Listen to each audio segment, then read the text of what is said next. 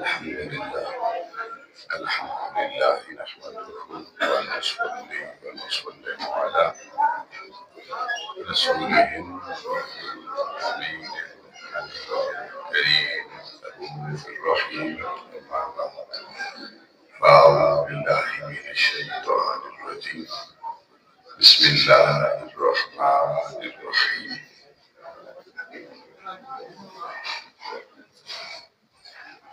إما يأتينكم مني هدى فمن تبع هداي فلا خوف عليهم ولا هم يحزنون.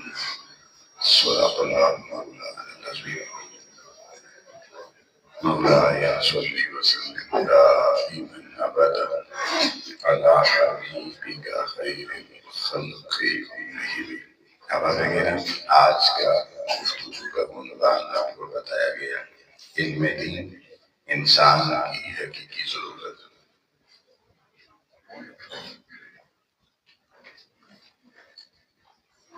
یہ عنوان ہمارے ہاں تقریباً پچھلی 2 سے 2.5 صدیوں سے امت بول چکی ہے۔ اس کے حوالے سے جو تصورات ہمارے ذہنوں میں بن چکے ہیں وہ ٹوٹلی خود ساختہ ہے۔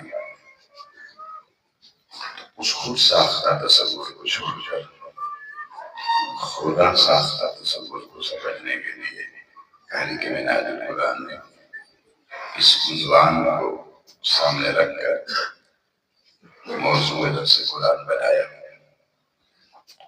تو یہ عنوان سننے کے لائق ہے، لیکن اس سے زیادہ غور و فکر سمجھنے کے لائق نہیں ہے، کیونکہ اس میں کچھ بیسک کانسیپٹ آپ کے جو اس وقت میں نئے حکومت ہمارے کسی غلط روش پہ جا چکے ہیں ان کی اصلاح کا سامان بھی ہے۔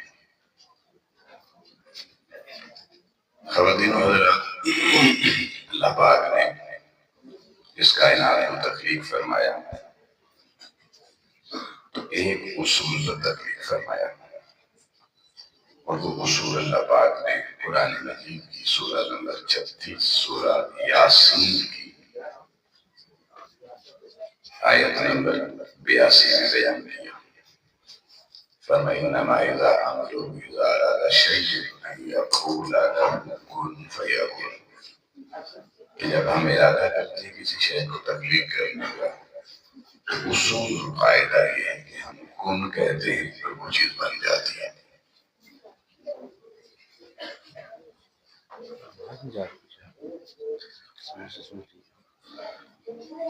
ساؤنڈ سسٹم ٹھیک ہے، آواز میں نے زور لگا کر نہیں پہنچانی نا، یہ میرا کام تو نہیں۔ تو اللہ تعالیٰ نے اصول بنا دیا، تھوڑی اس کی بیس اور گین اٹھا دیں تاکہ آپ پیچھے جا سکیں۔ اب یہ جنرل ایک پرنسپل اللہ تعالیٰ نے بیان کر دیا ہر مخلوق کے بننے کے لیے۔ اس اصول پر ہر طرح کی مخلوقات اور عالم تشکیل پا گئے۔ اب جب یہ سارے عالم بنا دیے تو اب باری آئی حضرت انسان کی تخلیق کی۔ تو اللہ تعالیٰ نے اس اصول کو انسان کی تخلیق کے لیے بدل دیا تاکہ پتہ چل جائے کہ انسان باقیوں جیسا نہیں ہے، یہ اپنی انفرادیت میں ایک منفرد طور پر سامنے آ سکے۔ اب اصول کیا دیا کہ حضرت آدم کی تشکیل کی اور فرشتوں کو کہا کہ اسے سجدہ کرو، تو ابلیس مکر گیا کہ نہیں کرتا۔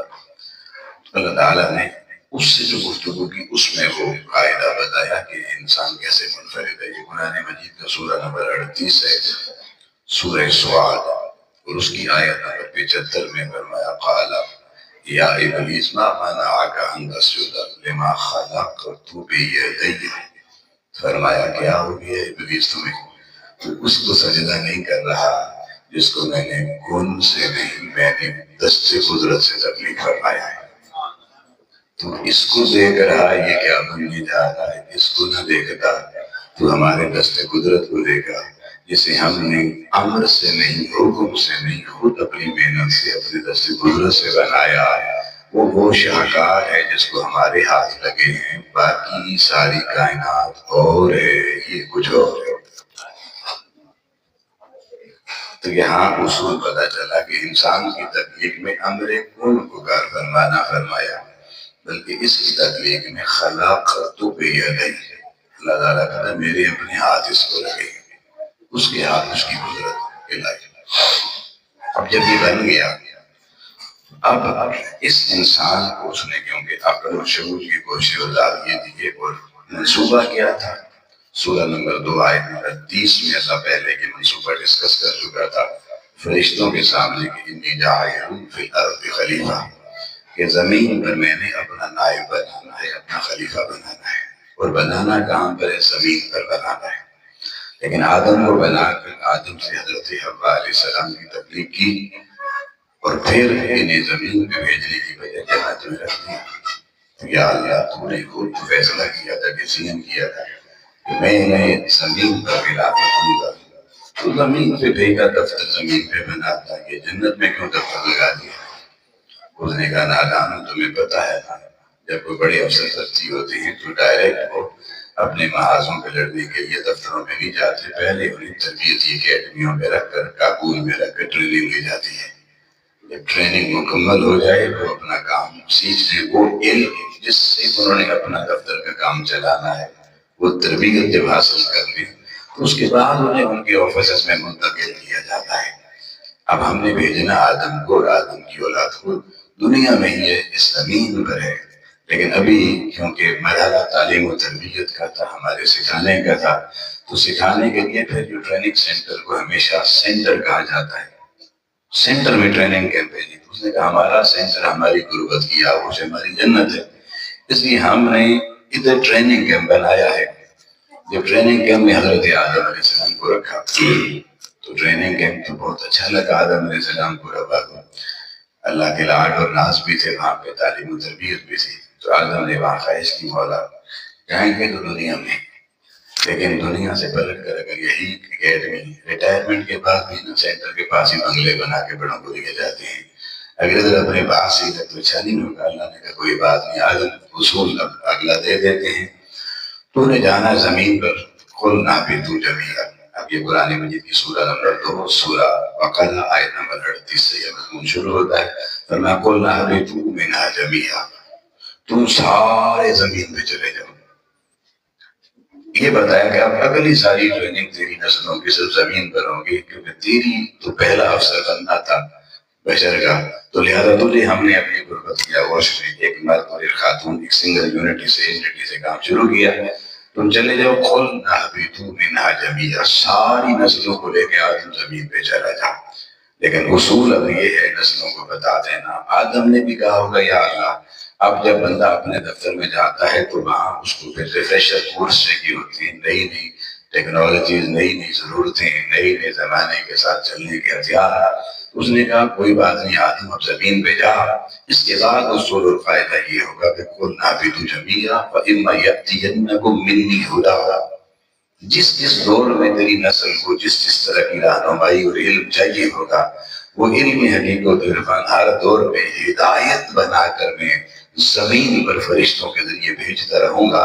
فمن تبعنی، لیکن اپنی نسلوں کو بتا دینا، ان بیٹیوں کو بیٹوں کو بتا دینا، فمن تبعنی، جس نے اس کی اتباع کی جو ہم نے بھیجا، جو ان کے پیچھے چلا، جو ہمارا بھیجا ہوا نظام زندگی اور نظام علم و عرفان ہوگا، پھر ہمارا اصول اس کے لیے فائدہ اور ہوگا، اور جو ہماری اس اتباع اس علم کے مطابق زندگی کو بھی ڈھانچے ڈالے گا، اس کے لیے فائدہ اور ہوگا۔ فمن تبعنی، جو ہماری اس ہدایت کے مطابق اپنی زندگیوں کو ڈالے گا تو ان کو پھر سنا دینا ہمارا فرمان، وہ دنیا میں رہیں تب بھی، قبر میں رہیں تب بھی، حشر میں آئیں گے تب بھی، فلا خوف علیہم ولا هم یحزنون، ہم انہیں کسی عالم میں بھی نہ خوف کا شکار ہونے دیں گے، نہ غم کو ان کے قریب آنے دیں گے۔ اور ہاں دوسرا اصول دوسروں لوگوں کے لیے یہ ہے جو ہماری ہدایت کو فالو نہیں کریں گے، ان کے لیے والذین کفروا وکذبوا بآیاتنا اولئک اصحاب النار، یہ جو پہلے والے ہیں یہ تیرے نقش قدم پہ چلیں گے اور میری ہدایت کو فالو کریں گے تو میں ان کو دوبارہ اس جنت والے کیمپ میں لے آؤں گا، ہمیشہ کی ریزیڈنس بنگلے کی ضرورت ہوگا، لیکن میرا وعدہ صرف ان سے ہے فمن تبعنی، لیکن والذین کذبوا وکفروا وکذبوا بآیاتنا، ہماری آیات ہمارا علم وحی جو ان کی طرف جائے گا، جو اس سے راہ فرار اختیار کریں گے، اپنی مرضی کے علم کے پیچھے چلیں گے، ہماری وحی کو فالو نہیں کریں گے، اس کو جھٹلا دیں گے، تو سن دے آدم ہم نے آج یہ فیصلہ کر لیا ہے اولئک اصحاب النار، یہ اہل دوزخ ہوں گے، ہم فیہا خالدون، انہیں ہمیشہ ادھر ہی رہنا ہوگا۔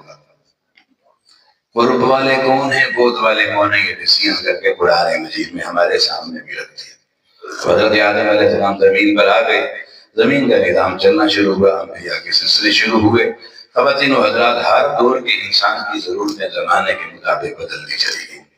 اب ہر ضرورت کو پورا کرنے کے لیے انسان کو علم چاہیے تھا۔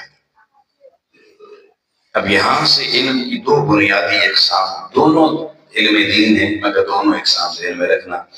ایک طبعی عصری زمانے کی ضرورتیں ہر زمانے کے مطابق پوری کرنے کا علم، یہ انسان کی ضرورت ہے، اور دوسرا ایمانیات، اخلاقیات اور آخرت کے لیے ایک اسپیسیفک علم۔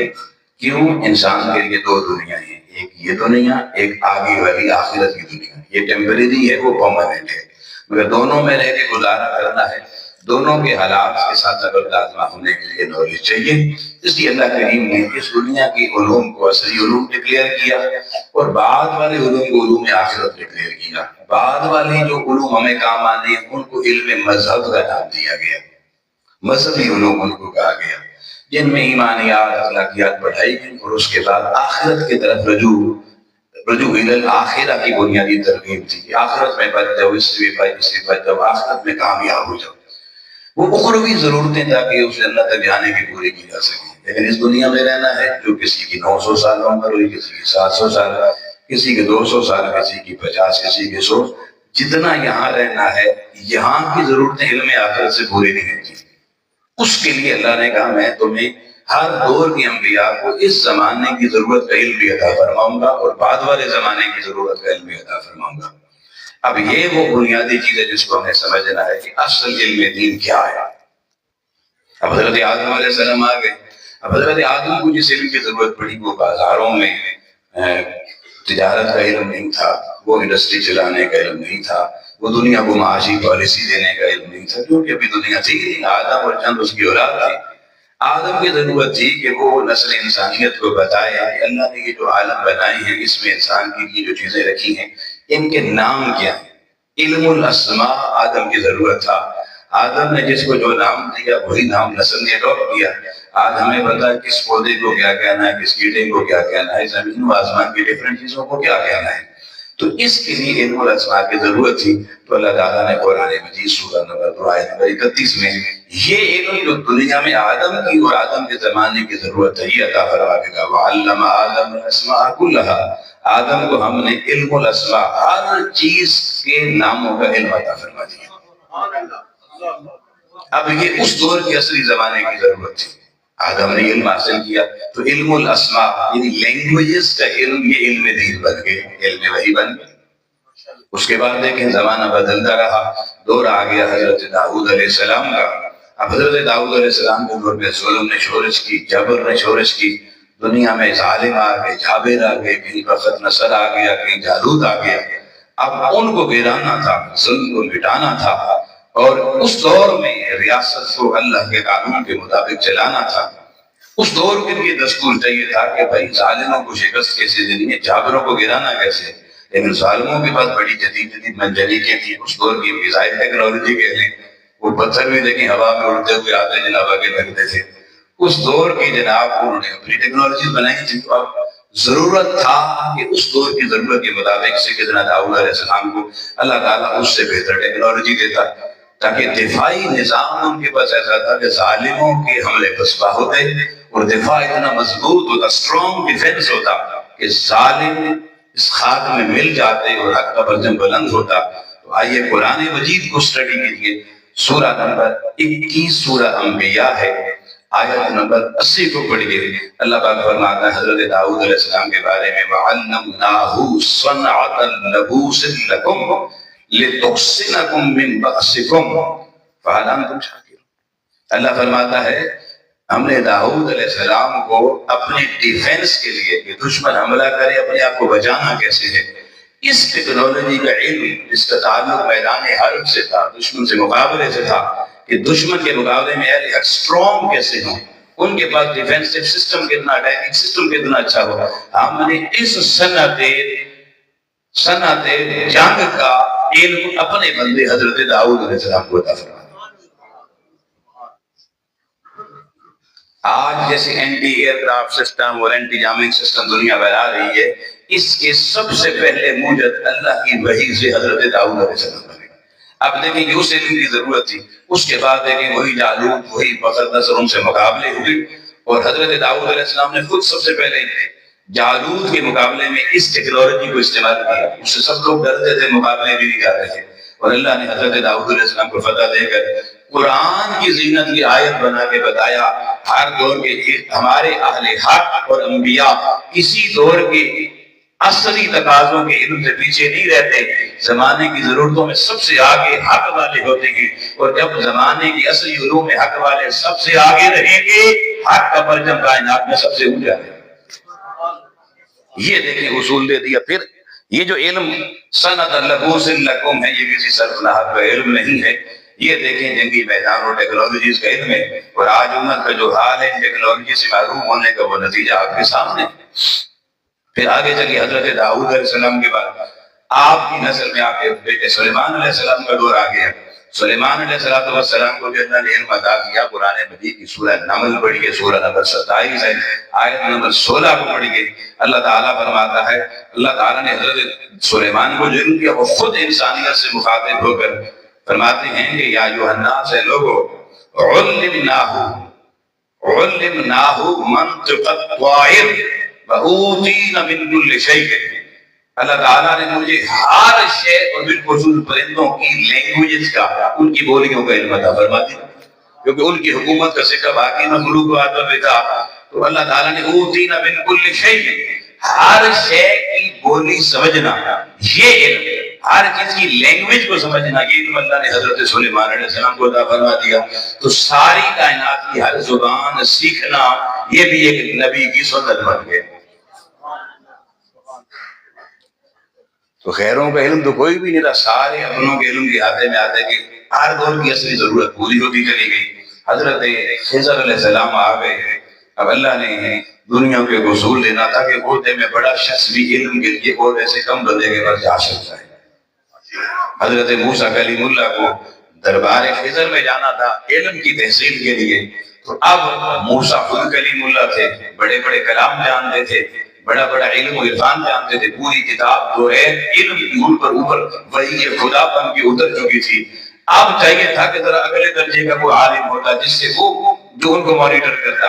لہٰذا پڑھیے قرآن مجید کی سورہ نمبر 18 سورہ کاف آیت نمبر 65. اللہ پاک فرماتا ہے کہ موسیٰ اور یوشع چلے فوجدا عبدا من عبادنا, انہوں نے میرے بندے خاص کو پھر ایک جگہ پر پا دیا جس بندے کا تعارف اللہ تعالیٰ کہتا ہے علمناہ من لدنا علما. ہم نے حضرت خضر علیہ السلام کو اب عام عصری علم نہیں عطا فرمایا جس کو لکھا جا سکے, جس کو پڑھا جا سکے. موسیٰ آلریڈی یہ علم رکھتا تھا, فرمایا ہم نے اپنے بندے خضر علیہ السلام کو اللہ کے علم غیب میں سے براہ راست قلب پہ اترنے والا علم لدن عطا فرما دی. اپنے خزانہ غیب کر گئے تو پتہ چلا اللہ اپنا علم غیب بھی بندوں کو عطا فرماتا ہے. اور یہ حضرت داؤد علیہ السلام, حضرت خضر علیہ السلام کو ملا, اور اللہ نے خود قرآن مجید میں بتا دیا. یوں آباء گرامی حضرت عیسیٰ علیہ السلام کا دور آتا ہے, اللہ نے انہیں پھر اور کمال کا علم دیا کہ زندوں کو مردہ تو سارے بنا سکتے ہیں گولی مار کے, کسی مردے کو زندہ کیسے کرنا ہے یہ عیسیٰ علیہ السلام کو عطا فرما دیا. وَأُحْيِي الْمَوْتَ بِإِذْنِ اللَّهِ, اللہ نے اپنے علم کا اذن خاص دے دیا، کہا جا عیسیٰ تیرے پاس اذن دیتا ہوں، اب مریض آئیں گے، میڈیکل سائنس کا تمہیں علم دیتا ہوں کہ کوئی اوبری ہو الاکمہ والابرص، کوئی برس کا مریض ہو، کسی کی آنکھ میں کوئی مسئلہ کیفیت کا ہو، فرمایا تجھے وہ علم دے دیا، تجھے وہ میڈیکل دے دی۔ اللہ نے اپنی ادا سے جس کی طرف نظر کرتا چلا جائے گا، جس کی سائیکالوجی کی کو اپنے سامنے رکھ کر جس مرض کی جیسے شفا چاہے گا، ہم نے شفاؤں کا علم بھی تیرے حوالے کر دیا۔ کہیں میکینیکل انجینئرنگ کا علم اللہ تعالیٰ نے حضرت ذوالقرنین علیہ السلام کو عطا کیا۔ پڑھیے قرآن مجید کی سورہ نمبر 18 اور آیت نمبر 96۔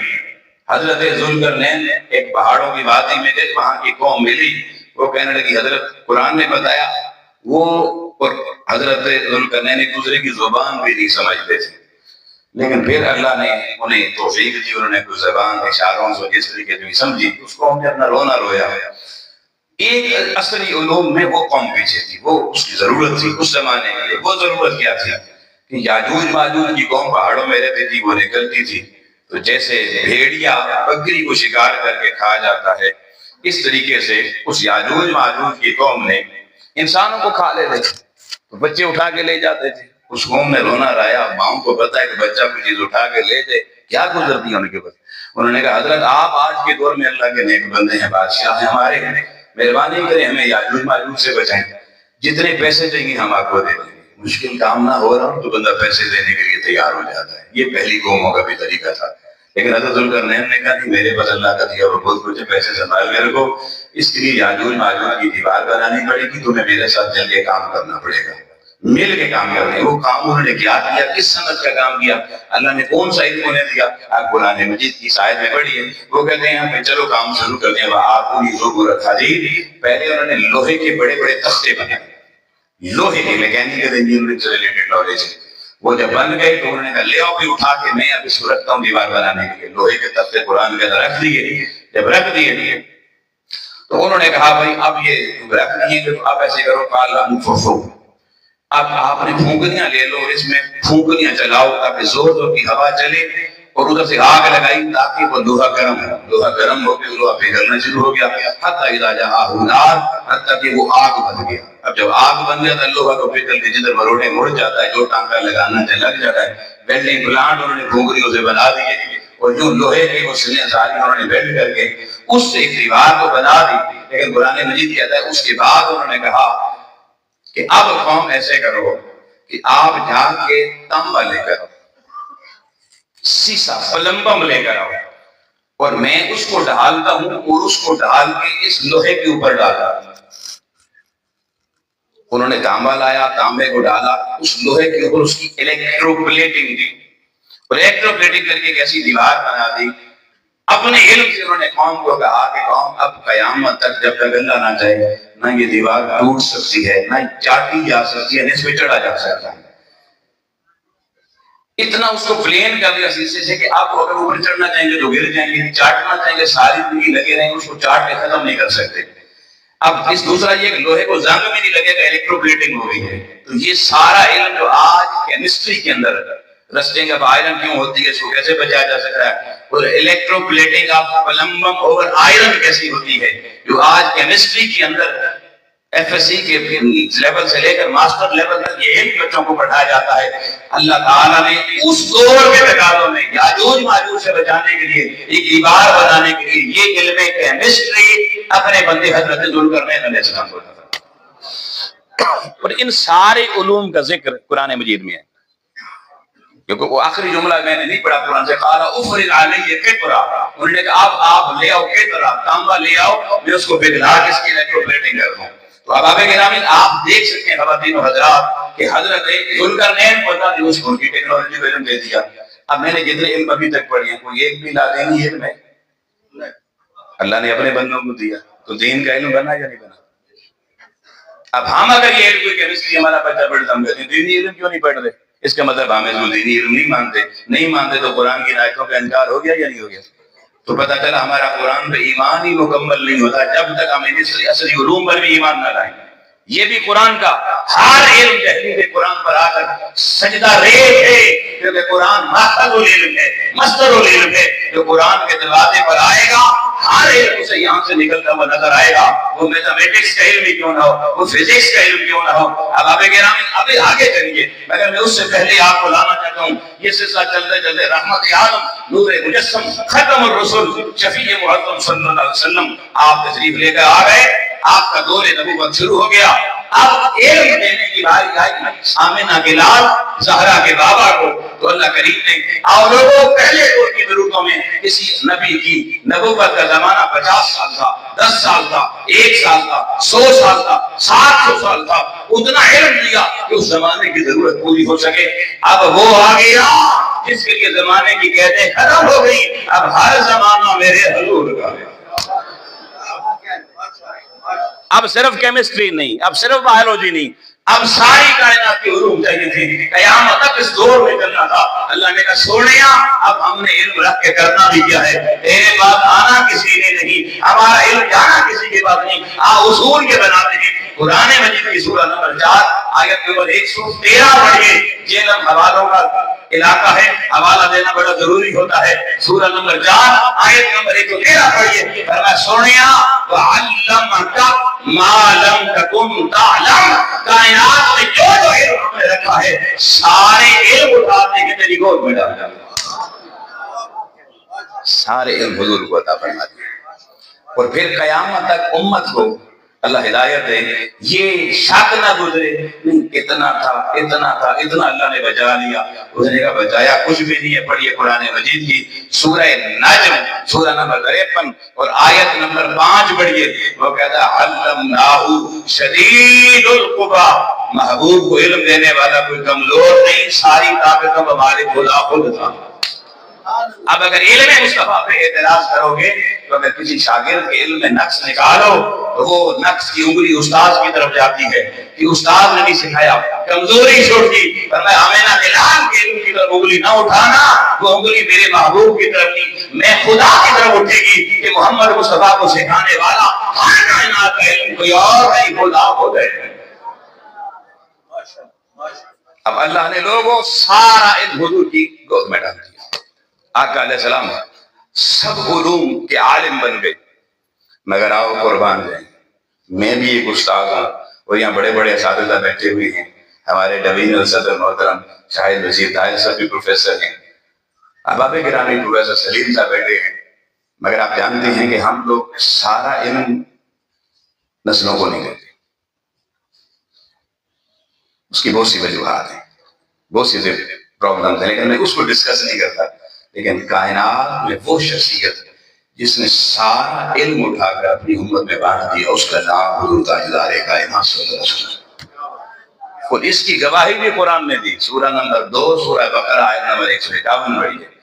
اللہ تعالیٰ کہتا ہے کما ارسلنا فیکم رسولا منکم یتلو علیکم آیاتنا، یتلو علیکم آیاتنا، ہماری ہر نشانی جو میرے محبوب کے پاس گئی علم کی نشانی، محبوب نے وہ پڑھ کے تمہیں سنا دی۔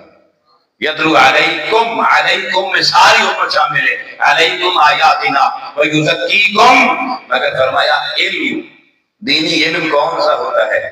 یہاں اللہ نے یزکیکم کہہ کے بتا دیا کہ سیدہ آمنہ کے لال حضور علیہ السلام نے جب علم امت کی طرف رخ کیا تو سب سے پہلے اپنے علم سے نفع انسانیت کو یہ دیا کہ علم خدا، علم وحی خدا، علم مصطفیٰ، اس کا رخ جس شخص کی طرف ہوتا چلا جاتا ہے اس کے باطن سے رضالتیں، خجالتیں، کثافتیں نکلتی چلی جاتی ہیں، نور خدا و مصطفیٰ آتا چلا جاتا ہے، باطن پاک ہوتا چلا جاتا ہے۔ وَيُزَكِّيكُمْ وَيُعَلِّمُكُمُ الْكِتَابَ، اور یہ جو الکتاب کا علم تھا اللہ فرماتا محبوب نے اپنے پاس نہیں رکھا، تمہیں عطا فرما دیا۔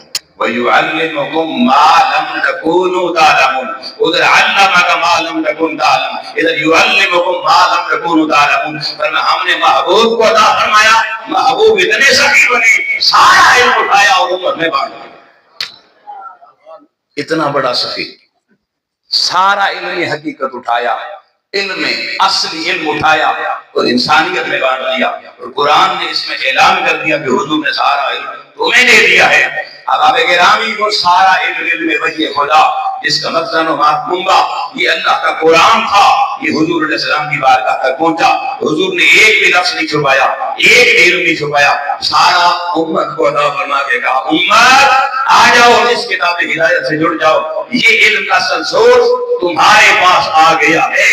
اب فمن تبعنی ہدایا فلا خوف علیہم ولا هم یحزنون. آؤ مصطفیٰ نے تمہیں تمہارے خوف دور کرنے کا علاج بھی دے دیا. اگر اس کتاب کے ٹیکنالوجی حاصل کر کے اصلی علوم چاہیے یا اخروی علم چاہیے، دونوں تمہیں اسی ایک کتاب سے ملیں گے. اور اگر اس کو رہنما بنا کر ان علوم کو اپنے اپنے زمانے کی ضرورتوں کے مطابق حاصل کرتے رہو گے، نہ امریکہ سے مار کھاؤ گے، نہ اسرائیل سے مار کھاؤ گے، نہ دنیا کی معاشی IMF سے مار کھاؤ گے. اور اللہ کے قرآن علم کی وہ شمع روشن کرے گا کہ دنیا میں معیشت کی امامت بھی تمہارے پاس ہوگی، دنیا کا تمام اقتدار بھی تمہارے پاس ہوگا. شرق سے غرب تک جب جب رہنما قرآن رہے گا، ساری کائنات میں جھنڈے امت مسلمہ کے بدل رہیں گے. اور پھر ایسا ہی رہا، پھر ایسا ہی رہا. 1200 سال تک ساری امت کی حکمرانی اہل ایمان کے پاس گئی. پھر اہل ایمان کو کہا بھی بہت حکومت کر لی ہے، بہت دنیا ہمارے دروازوں پہ آ گئی ہے، ہم بیکاری کیوں نہ بنیں. بیکاری بننے کا شوق پیدا ہوا، اس کتاب کے ٹکڑے بکرے کیے اور اس سے صرف ایک علم لینا شروع کیا جس کا نام میں نے کہا علم الآخرہ ہے. اگلے جہان کا علم حاصل کرو جی بس قرآن مجید سے. اگلا جہان اچھا ہو جائے، قبر ٹھنڈی ہو جائے، ایسا ٹھنڈی ہو جائے، دنیا جتنی گرم مرضی رہے. ہم نے رخ بدلے قرآن کی تعلیمات کو اپنی من مانی رائے سے اس میں سے علوم کو جدا کر کے نسبی علوم کو مدرسے کا نام دیا، اور باقی علوم ہم نے غیروں کو کہا کہ قرآن لے جاؤ، تم پڑھو، تم نکالو، ہمیں دینا، ہم اصلی ضرورتیں تمہارے ذریعے پوری کریں گے. ہم نے باقی کو دین کا نام نہیں دیا. ہمارا کوئی بچہ میتھمیٹکس میں ایم ایس سی کرے، آپ اس کو کبھی کہتے ہیں اس نے دین کا علم حاصل کیا، اسٹیٹ کا علم حاصل کرے، اکنامکس کا علم حاصل کرے. قرآن مجید ایسی کتاب ہے، یہ میتھمیٹیکل کتاب بھی ہے. آپ حیران ہو جائیں گے، یہ قرآن مجید کی سورہ بقرہ آیت نمبر 201 بڑی جامع دعا ہے جو حضور علیہ السلام کیا کرتے تھے. حتیٰ کہ حضور علیہ السلام ایک بڑا لمبا واقعہ ہے، صحابی جو سوکھ کے بالکل کبڑا دبڑا ہو گیا، حضور اس کے بعد کہا یہ کیا تم نے اپنا حال کر لیا؟ اس نے کہا حضور مجھے آخرت کا بڑا ڈر لگتا ہے، سارا علم آخرت کا حاصل کرتا ہوں، اللہ کی بارگاہ میں روتا ہوں، کہتا ہوں جو عذاب مجھے آخرت میں دینا دنیا میں دے دو، آخرت میں نہ دینا. حضور نے کہا نادان تم نے اپنا کیا حال کر دیا ناشکرے، تو نے کیا قرآن نہیں پڑھا؟ ربنا آتنا فی الدنیا حسنہ وفی الآخرۃ حسنہ. ہماری دعا تو یہ کہا تو یہ دعا پڑھ کے اللہ کی بارگاہ میں کہتا مولا دنیا کے عذاب سے بھی بچا، آخرت کے عذاب سے بھی بچا، دنیا بھی حسین بنا، آخرت بھی حسین بنا. اور صحابہ فرماتے ہیں پڑھیے سنن ابن ماجہ، پڑھیے ترمذی، پڑھیے امام حاکم کی مصدق. حضور علیہ السلام اگر روزانہ ایک دن 100 بار دعا کرتے تو 100 بار کی دعا میں ہر دفعہ ربنا آتنا فی الدنیا دعا کی ابتدا میں بھی پڑھتے اور یہی دعا اپنی دعا کے آخر میں بھی پڑھتے. اب دیکھیں اس میں پہلا حصہ ہے دنیا حسین بنانا، دوسرا حصہ آخرت حسین بنانا. یہ ہے بیلنس لائف، یہ ہے متوازن زندگی.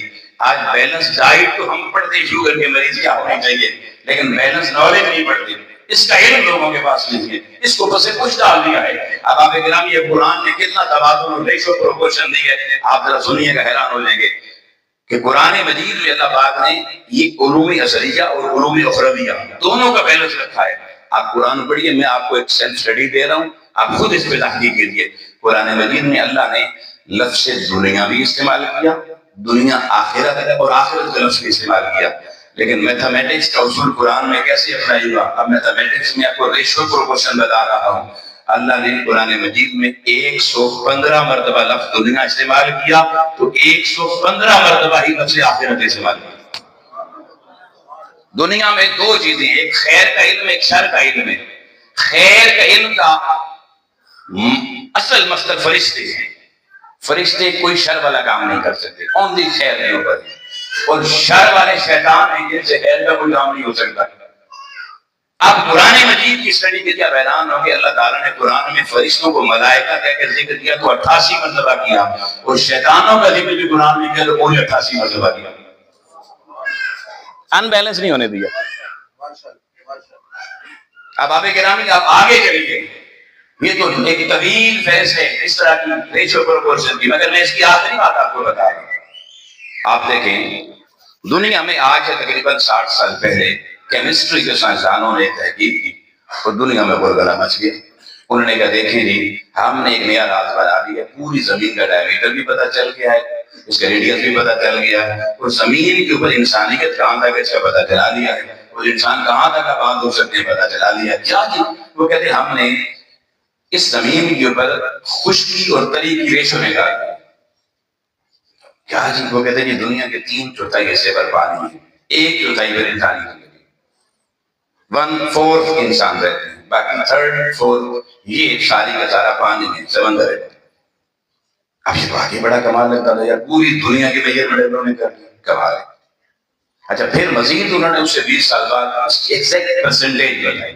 انہوں نے کہا کہ زمین کے اوپر جو پانی ہے وہ 71.12% ہے، 71.12%. باقی 21.88% کیا ہے؟ وہ خشکی ہے جہاں پر انسانی آبادیاں آباد ہو سکتی ہیں. یہ انہوں نے ایگزیکٹ میجرمنٹ پرسنٹیج دی.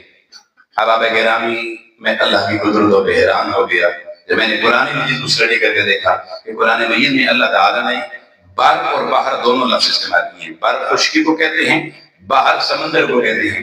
بر کا لفظ قرآن مجید میں، بر خشکی کا لفظ اللہ نے 13 دفعہ استعمال کیا ہے، اور باہر کا لفظ اللہ پاک نے قرآن مجید میں 32 دفعہ استعمال کیا ہے. کیلکولیٹر اٹھائیے، ریشیو نکالیے. کیمسٹری جو 15 صدیاں بعد ریشیو دے رہی ہے 71.12 اور 21.88، آپ کو 32 اور 13 کی ایگزیکٹ ریشیو یہی ملے گی. قرآن میں 1400 سال پہلے اللہ نے قرآن میں بار اور بار کی ریشیو رکھ کے بتا دیا. تمہاری میتھمیٹک تم تک بعد میں آئے گی، ہم نے اپنے وحی کے ذریعے یہ میتھمیٹک پہ نمبر کو پہلے عطا فرما دیا. دیکھیے مگر اللہ نے سارا علم دامن مصطفیٰ میں رکھا، حضور نے سخی بن کے سارا علم ہمیں عطا فرما دیا. اور آج مسلمان ہے جو قرآن پڑھنا نہیں چاہتا.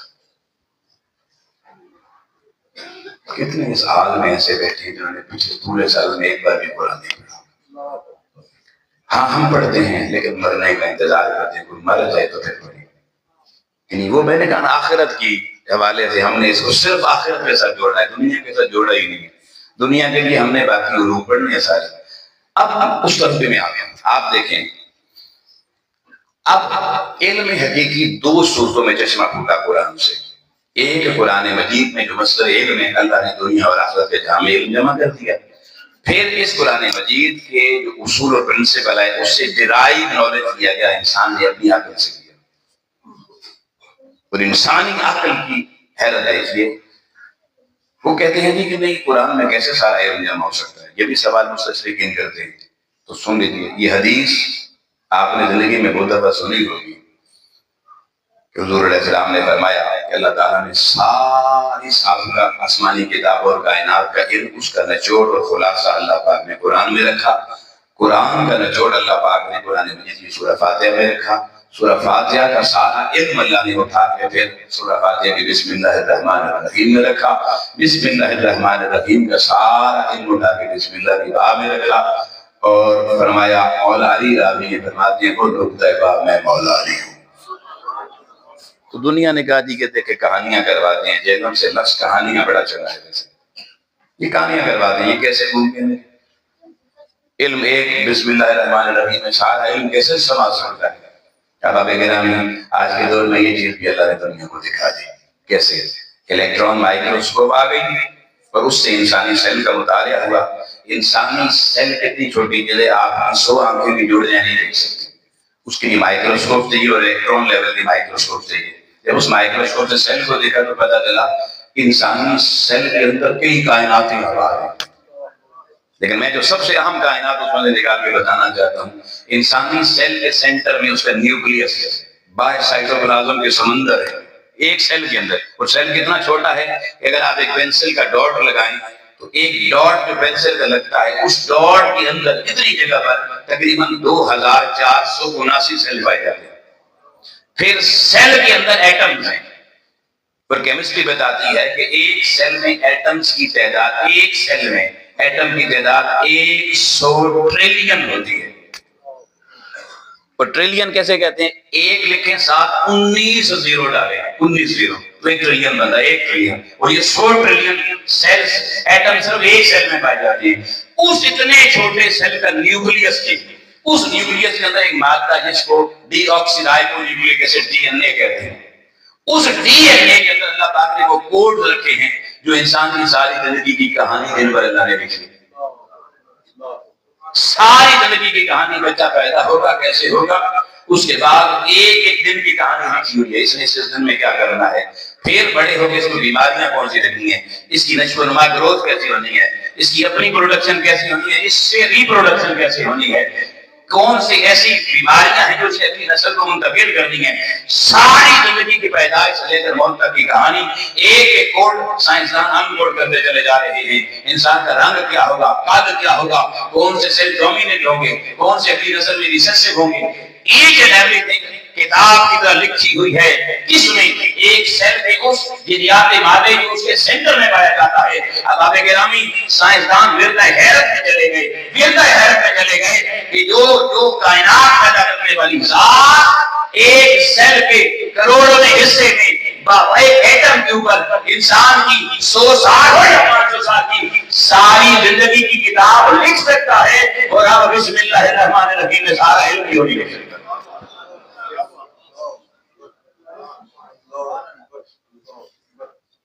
مگر اب آپ گرامی ہمیں کون سمجھے؟ اب انسانی شعور سے جو علم ارتقا پذیر ہوا، اس علم سے اصلی علوم بنتے چلے گئے۔ یہ علم بھی حقیقت میں علم دین تھا۔ تو آپ یہ سوال کر سکتے ہیں پھر لادینی علم کون سا ہے؟ تو میں ایک جملے میں جواب دے دیتا ہوں، وہ ساری ریسرچ آپ کر لیں 100 سال کی چیزوں پہ بتائیں گے۔ ہر علم دینی علم ہے، اس میں ایک مذہبی علم ہے جو عبادات اور آخرت میں نے ذکر کیا، لیکن ہر علم لا دینی علم تب بنتا ہے۔ ہر علم لا دینی علم بھی ہے۔ کیسے؟ اب ہر علم کا مقصد ہے انسانیت کو فائدہ دینا، نفع پہنچانا۔ جیسے ہر خوراک آپ کھاتے ہیں جسم کو نفع دینے کے لیے، لیکن اگر کوئی خوراک جسم کے لیے نقصان دہ ثابت ہو جائے تو اس کو روک دیا جاتا ہے۔ اس طریقے سے ہر علم انسانیت کے لیے نفع بخش ہے، اور ہر نفع بخش ایک علم نافع ہے، اور ہر علم نافع علم وہی ہے، ہر علم وہی علم دین ہے۔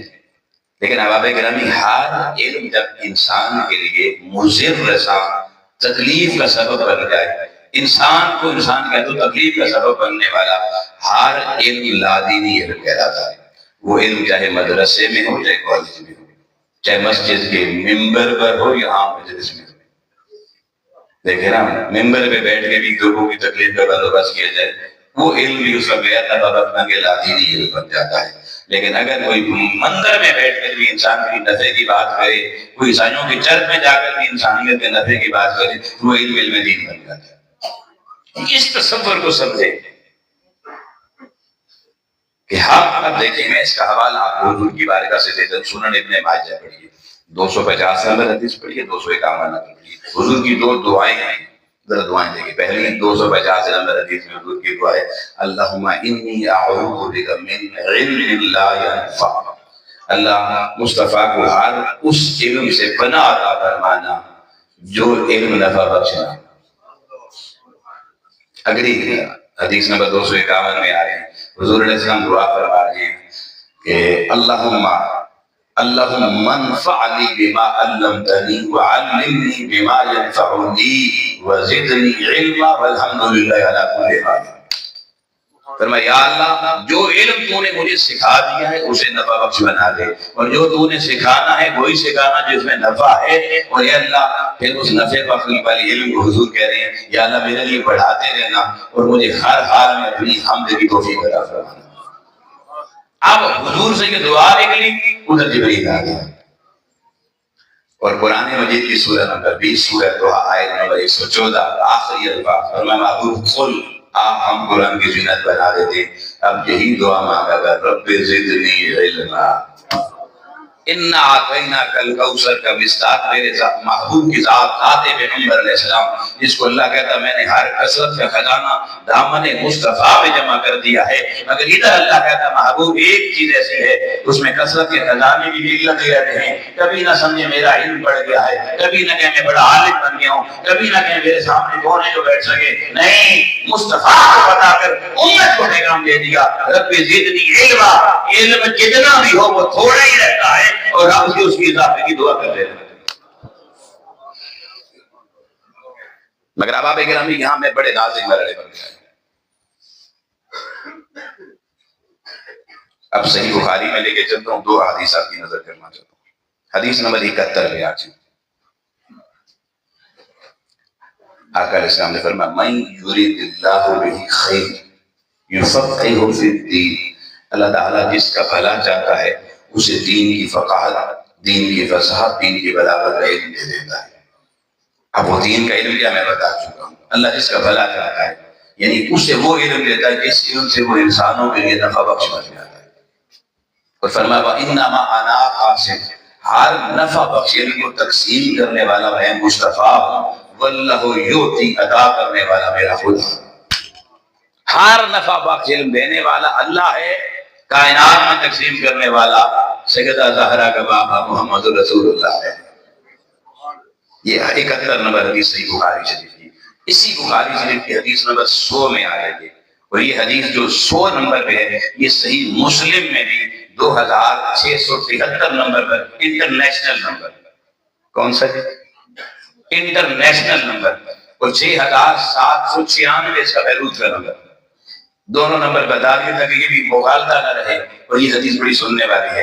امام الانبیاء علیہ السلام نے فرمایا ان اللہ لا يقبض العلم انتزاعا ينتزعه من العباد، کہ اللہ تعالیٰ علم کو لوگوں سے چھینے گا نہیں۔ اب بڑی توجہ طرف میں بڑے اہم جملے یہاں سے میں نے آگے پیغام کی طرف پڑھنا ہے۔ اللہ تعالیٰ اس طرح علم کو نہیں اٹھائے گا کہ لوگوں سے چھین لے گا، بلکہ وَلَٰكِن يَقْبِضُ الْعِلْمَ بِقَبْضِ الْعُلَمَاءِ، بلکہ اللہ پاک ان اہل علم کو جو انسانیت کو نفع بخش علم دینے والے ہوں گے ان کو دھرتی سے آہستہ آہستہ اٹھا دیں گے۔ پھر ہر شخص مفادات کے علم پہ چلا جائے گا، خود غرضیوں کے علم پہ چلا جائے گا، مجھے سے کتنی سیلری ملے گی میں وہ علم حاصل کروں گا، کس سے اپنی ذات اور نسلوں کو زیادہ چمکاؤں گا، بس اپنی ذات کے قول پہ بند ہو جائے گا۔ اصل تعمیر انسانیت کا علم والے انسان اللہ تعالیٰ کہتا ہے میں انہیں اٹھا دوں گا، وَلَٰكِن يَقْبِضُ الْعِلْمَ بِقَبْضِ الْعُلَمَاءِ، حتیٰ اب وہ جملہ ہے لوگوں جس میں روحیں تڑپ جاتی ہیں۔ سنیے دربار مصطفیٰ کی خیرات آپ کو دے رہا ہوں، آقا کہہ رہے ہیں حتیٰ لم یبقی عالم، حتیٰ کہ ایسا وقت آئے گا کہ زمین پر ایک بھی نفع بخش علم دینے والا عالم نہیں بچے گا۔ اور پھر کیا ہوگا؟ پھر یہ ہوگا کہ جب لم یبقی عالم، جب کوئی علم نہیں رہے گا تو لوگ ان لوگوں کو اپنا رہنما اور استاد بنائیں گے جو جہلا ہوں گے، جن کے پاس علم نہیں ہوگا۔ پھر جب لوگ رئیس ان کو بنائیں گے جو جاہل ہوں گے، وَأَفْتَوْا، پھر اپنی زندگی کے معاملات اور مسئلے ان جاہلوں سے پوچھیں گے، اور وہ کیا کریں گے؟ فَأَفْتَوْا بِغَيْرِ عِلْمٍ، وہ بغیر علم کے فتوے دینا شروع کر دیں گے۔ وہ ایسے لوگ کو علماء سمجھیں گے جو پھر فتوے دینے والے ہوں گے، اور علم کے بغیر فتوے دیں گے، لوگوں کو کچلنے کے لیے، لوگوں کی مخالفت میں فتوے دیں گے۔ آقا کا جملہ سننا، وہ جاہل ہوں گے بغیر علم سے، جن کو لوگ اپنا رہنما بنا کے ان کے دروازے سے علم کی خیرات دے رہے ہوں گے، آقا فرماتے ہیں فَضُلُّوا فَأَضُلُّوا، ویسے جاہل خود بھی گمراہ ہوں گے اور ان کے سارے ماننے والے مرید بھی گمراہ ہوں گے، ان کے طلبہ بھی گمراہ ہوں گے۔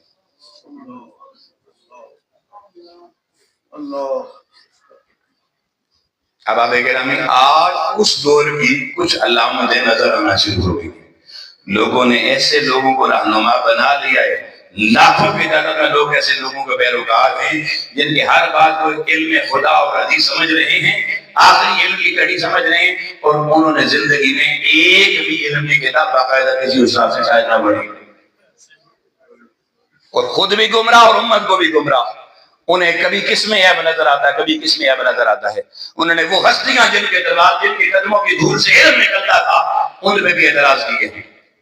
آؤ ہم اس بدبختی اور گہرے مذلت کے دور میں داخل ہو رہے ہیں. اگر آؤ دوستان کو دوسری طرف وہ میں بات کر رہا تھا کہ کہتے ہیں کہ سارا علم ایک بسم اللہ میں کیسے آ سکتا ہے.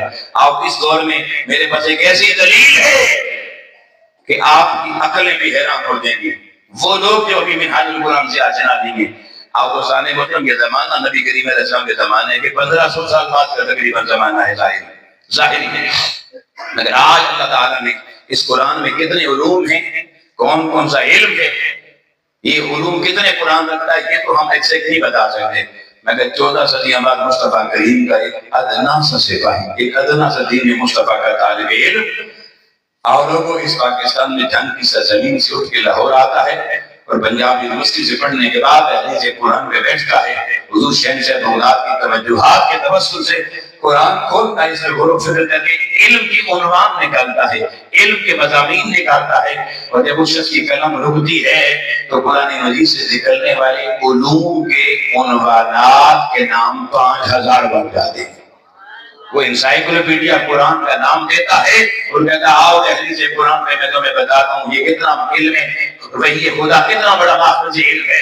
تمہیں کیمسٹری چاہیے ہو تو تمہیں قرآن سے ملے گی, تمہیں میتھمیٹکس اور الجبرا چاہیے ہو تو قرآن سے ملے گا, تمہیں جغرافیہ شماریات کا علم چاہیے ہو تو قرآن سے ملے گا, تمہیں لینگویج کا علم چاہیے ہو تو تمہیں قرآن سے ملے گا. کائنات میں جیولوجی ہو, آرکیالوجی ہو, جینیٹکس ہو, بایو سائنس ہو, باٹنی ہو, زوالوجی ہو, سارے علوم تمہیں دروازہ قرآن پہ ملیں گے. تمہارے ذہن میں جس علم کا بھی سوال پیدا ہو یہ علم کہاں سے آیا, تو انسائیکلوپیڈیا قرآن کھولو, اس عنوان پہ جاؤ, کھولو, قرآن کی آنکھیں لکھ کے چمکتی ہوئی تمہیں نظر آئے گی. آؤ چھوٹا سا بات, جب ہر دور کے انسان کی صلاح کم ہو رہی ہے, عقل کمزور ہو رہی ہے, اگر شیخ الاسلام ڈاکٹر محمد طاہر القادری جیسا میرے مصطفیٰ کا ایک ادنا غلام قرآن مجید سے 5000 علوم نکال کر امت کو دے سکتا ہے تو خود ذات خدا نے اور ذات مصطفیٰ نے اس کتاب حق کے اندر کتنے علوم بیان کیے. سوچیے, قرآن کی عظمتوں کے شاہکار پہ آخری بات کر کے پیغام کی طرف آ رہا ہوں. ویسے 7 بج چکے ہیں لیکن آج اتوار ہے, میرا خیال ہے کوئی اتنی جلدی تو نہیں ہے, لیکن پھر بھی ہم کلوز کرتے ہیں. اب آپ گرامی, جرمنی کا ایک طبیب ہے اور وہ ٹرین میں سفر کر رہا ہے, اس کے ساتھ ایک مسلمان بیٹھا ہوا ہے. اس نے پوچھا اپنے ہاتھ میں کون سی کتاب اٹھائی ہوئی ہے؟ اس نے کہا جی میرے پاس قرآن کی ٹرانسلیشن. اس نے کہا کہ یار اچھا وہ جو طبیب ہے بچپن سے اس کو مسلمانوں سے نفرت سکھائی گئی, تو اس نے درجے کو کہا یہ مجھے دو یار, میں دیکھو تم کیا پڑھ رہے ہو, سفر نہیں گزر رہا, بور ہو رہا ہوں. اس نے وہ کتاب دے دی, اس نے پڑھنا شروع کر دیا. پڑھتے پڑھتے اس نے ایسے کھولتا کہ مطلب جو جیسے ہم کھولتے ہیں تھوڑے تھوڑے, کبھی ادھر سے کھولا کبھی ادھر سے کھولا, کھولتے کھولتے اس کے سامنے قرآن مجید کی سورہ کہف آ گئی, 18واں سورہ اور آیت نمبر 18 آ گئی. اس میں اصحاب کہف کا ذکر ہے. اس نے جناب وہ پڑھنا شروع کیا تو اس آیت کے دوسرے حصے میں پہنچا تو وہاں جملہ لکھا ہوا تھا وَنُقَلِّبُهُمْ ذَاتَ الْيَمِينِ وَذَاتَ الشِّمَالِ وَقَلْبُهُمْ بَاسِطٌ ذِرَاعَيْهِ بِالْوَسْطِ, کہ وہ جو اصحاب کہف تھے ان کی کچھ صفات اللہ کروٹیں بدل دیتا تھا, اور کتا چوکھٹ پہ نہ پاؤں جما کے اگلے لیٹا ہوا تھا, اس کی کروٹ اللہ نہیں بدلتا تھا. اس نے کہا یار یہ وہ نقطہ جس میں مسلمانوں کو کہہ سکتا ہوں تمہارا علم غلط ہے, اس لیے کہ قرآن کو سے آگے پڑھا لکھا ہوا 309 سال تک اصحاب کہف زندہ رہے, کتا بھی زندہ رہا. اس نے کہا اگر 309 سال تک یہ بھی زندہ وہ بھی زندہ, ان کی کروٹیں اگر بدلنا ضروری ہے تو کتے کی بھی ضروری تھا, اور اگر کتے کی ضروری نہیں تھا پھر کی بھی ضروری نہیں تھا. تو ایک ہی کروٹ اللہ نے بدلی, دوسرے کی نہیں بدلی. یہاں اس نے کہا دیکھیں آپس میں اختلاف ہے, میں اس کے اوپر کتاب لکھوں گا اور دنیا کو بتاؤں گا چاہیے اسے کہ قرآن کی کتاب نہیں ہے. اس نے بہانے سے بندے کو یہ ٹرانسلیشن مجھے دے دو, میری ضرورت ہے. اس نے کہا لے جاؤ. وہ تھا بہت بڑا سائنٹسٹ بایو کا, لیب بنائی ہوئی تھی, ریسرچ اسکالر اس پہ بیٹھتے تھے. وہ جا کے بیٹھا اپنی لیب میں اپنے ساتھیوں کے ساتھ, وہ ریسرچ شروع کی. ریسرچ کرتے کرتے اس نے سب سے پہلے کہا میں پہلے تو سرچ کروں نا واقعی حقیقت کیا ہے. اس نے انسانی جلد کا مطالعہ شروع کیا, سکن. اس نے دیکھا کہ انسانی سکن کی 15 لیئرز ہوتی ہیں, 15 لیئرز. ان کے اندر جو اس نے مادے جب دیکھے تو اس میں جو مادے پائے جاتے ہیں ان کا پی ایچ لیول اس نے دیکھا تو وہ سارے ایسیڈک نیوٹرینٹس تھے جن کا پی ایچ لیول 4.7 سے 5.7 ان بٹوین تھا ان لیئرز کا. اور یہ ایسڈ کی نیچر یہ ہوتی ہے کہ اگر ایک کروٹ پہ یوں رکھیں، ایک جلد سکین ایک جگہ پہ پڑی رہے تو ایسڈ ایک جگہ رکنے کی وجہ سے وہاں سے نا جلد کو پگھلانا شروع کر دیتا ہے اور جلد گلنا شروع ہو جاتی ہے اور ہارڈ ہو کے اس میں سے اسمیل آنا شروع ہو جاتی ہے۔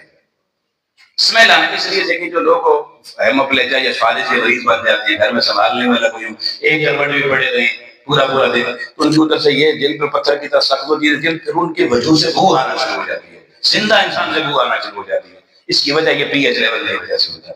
یہ اس نے ریسرچ کی اور اس نے تجربہ دیا کہ زندہ انسان کو لیٹتے ہوئے کروٹ بدلنے کی ضرورت پڑتی ہے اور کروٹ بدلنی پڑتی ہے، اور کروٹ نہ بدلے تو کبھی کبھی وہ ایسے مغلوب بھی ہو جاتے ہیں۔ اس نے اس کے بعد کتا لیا اور کتے کی اسکن کے اوپر ریسرچ کی اور ایک طویل عرصہ لگا کر اس نے کتے کی اسکن کے بارے میں فائنڈنگ یہ پائی کہ کتے کی جلد میں صرف 3 یا 5 لیئر پائی جاتی ہیں، لیکن اس کے اندر جو مادہ تھا اس کا پی ایچ لیول جب اس نے دیکھا تو وہ ایسیڈک نہیں تھا، وہ الکلائن تھا، الکلین رصاص جو ہوتے ہیں، اور ان کا پی ایچ لیول 6.2 سے 7.5 تک تھا، جس میں کسی طرح کی ایسیڈیسٹی کا شعبہ نہیں تھا۔ اس نے دیکھا الکلائن، پھر اس نے الکلائن نیچر کو جب پڑھا تو الکلائن مادوں کی نیچر یہ ہوتی ہے کہ اگر انسان یا کوئی بھی مخلوق زندہ ہو اور الکلائن اس کی اگر یہ اسکن ہو تو الکلائن اسکن 1000 سال بھی ایک ہی کروٹ پہ پڑی رہے تو وہ نہ سخت ہوتی ہے، نہ جامد ہوتی ہے، نہ گلتی ہے، نہ سڑتی ہے، اور ہمیشہ معقول رہتی ہے۔ اس نے جب یہ دونوں ریسرچ کے سامنے آئی، احباب گرامی قرآن کی ٹرانسلیشن تھی اور جرمن طبیب کا ساتھ اس ٹرانسلیشن میں پڑھا ہوا تھا، شاگرد دیکھ رہے تھے استاد رو رہا ہے، پوچھنے لگے استاد جی ہو کیا گیا ہے آپ کو، کیوں رو رہے ہیں؟ اس نے کہا اللہ کی کس عزت کی قسم، مجھے پیدا کرنے والے کی عزت کی قسم، مجھے ساری زندگی جس دین سے نفرت سکھائی گئی، جس کتاب سے نفرت سکھائی گئی، اس کتاب میں وہ راز موجود ہیں جو کسی کائنات کے لوگوں کو نہیں پتا ہے۔ میں نے یہ فائنڈنگ پالی ہے اس قرآن میں لکھا ہوا یہ مضمون کہ کتے کی کروٹ بدلنا ضروری نہ تھی، وہ زندگی میں زندہ رہ سکتا تھا بغیر کروٹ بدلے، مگر اصحاب کہف کی زندگی کے لیے کروٹ بدلنا ضروری تھی۔ یہ کیونکہ کسی انسان کی کتاب نہیں، یہ آلمائٹی گاڈ کی کتاب ہے، اور زمین پر اصل ٹیکسٹ آف آلمائٹی اللہ کا موجود ہے تو قرآن ہے۔ وہ کہنے لگا میں اس سچے رب کی بھی شہادت دیتا ہوں کہ وہ واقعی اکیلا پیدا کرنے والا ہے، اس محمد کی حقانیت کا بھی اعلان کرتا ہوں۔ کہنے لگا اللہ کی عزت کی قسم قرآن بھی سچا، قرآن بیان کرنے والا محمد بھی سچا، محمد کا خدا بھی سچا۔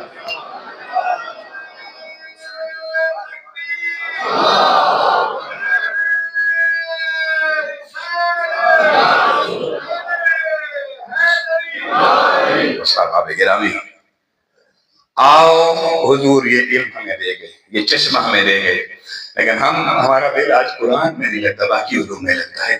قرآن ویران سنسان ہو کے پڑا ہوا ہے، غلافوں میں بند پڑا ہوا ہے، اور ہمارے پاس وقت نہیں ہے قرآن کو کھولنے کے لیے۔ آؤ احباب گرامی میں بس اجازت لے رہا ہوں، لیکن میں اس سارے نچوڑ آپ کے سامنے رکھ کے بتا رہا ہوں۔ اگر آج میری بہنیں بیٹیاں میرے بھائی بیٹے انہوں نے میرا پیغام نہ سمجھا، ان کی مرضی تھی، مگر میں اپنا حق ادا کر کے جا رہا ہوں۔ اب آپ دنیا گزر جائے گی، یہ دنیا چمکانے کے لیے بھی قرآن سورس تھا تاکہ تمہاری ڈائریکشن ٹھیک رہی، آخرت چمکانے کے لیے بھی سورس یہی تھا۔ آؤ ہم نے سارے علوم پڑھے، قرآن کا دروازہ کھولا، دہلیز قرآن سے دور ہوئے۔ احباب گرامی اگر دور ہو کے تم مر گئے تو سنو، یہ جو تمہارے مبالغے رکینے ہیں حضور بخشوا دیں گے، کوئی قرآن بخشوا دے گا نہیں، مبالغے دور کر دو۔ میں آپ کو قرآن پڑھ کے بتا دیتا ہوں، قرآن مجید کی پڑھیے سورہ نمبر 25 سورہ فرقان آیت نمبر 30 کو پڑھیے۔ امام الانبیاء خود اعلان کر گئے، اللہ نے اعلان کروا دیا، اللہ کہتا وقال الرسول، قیامت والے دن ادھر امت تو ہوگی، ادھر تمہارا نبی اللہ کی چوکھٹ پہ کھڑا ہوگا، اور نبی کیا کہے گا؟ وقال الرسول یا رب ان قوم اتخذوا هذا القرآن مہجورا۔ اے اللہ میں آج امت کے ان لوگوں کا کفیل نہیں بنتا، میں ان کا سرپرست نہیں بنتا، میں انہیں سینے سے نہیں لگاتا۔ رب پوچھے گا مصطفیٰ تیرے امتی ہونے کا دعویٰ کرتے ہیں، تو اپنے سے دور کیوں کر رہا ہے؟ آقا قرآن ہاتھ میں پکڑ دیں گے کہ هذا القرآن مہجورا، یہ وہ ہیں جنہوں نے اس قرآن کو زندگی میں چھوڑ رکھا تھا، جنہوں نے دنیا میں قرآن کو چھوڑ رکھا تھا، قیامت کو مصطفیٰ اسے چھوڑنے کا اعلان کر دیں گے۔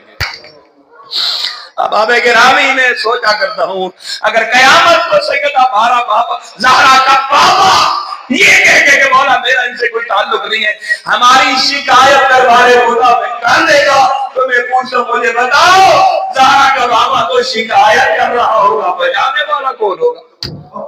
تمہیں سینے سے لگانے والا کون ہوگا؟